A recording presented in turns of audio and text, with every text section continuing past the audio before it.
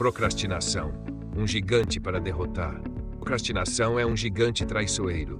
Ele se esconde atrás de desculpas, nos faz adiar o que precisa ser feito e antes que percebamos, estamos presos, sem progresso.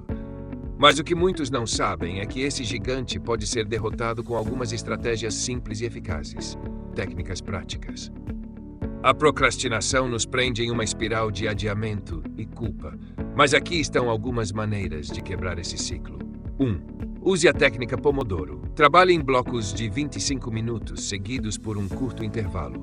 Isso ajuda a manter o foco e evita a sensação de sobrecarga, que muitas vezes alimenta a procrastinação. 2. Visualize o resultado final. Imagine como será sentir-se realizado ao concluir a tarefa. Esse impulso emocional pode te ajudar a começar. 3. Comece pelo mais simples. Às vezes, a maior barreira é o primeiro passo. Escolha a tarefa mais simples ou a mais rápida e faça-a imediatamente.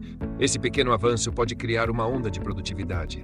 A procrastinação só tem poder enquanto você não age. Cada pequena tarefa concluída é uma vitória sobre esse gigante. Lembre-se de que o progresso, por menor que seja, é sempre melhor do que ficar parado. Agora é hora de colocar essas técnicas em prática. O primeiro passo é sempre o mais difícil, mas é também o mais importante.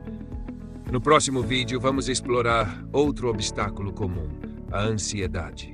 Continue firme na sua jornada de superação.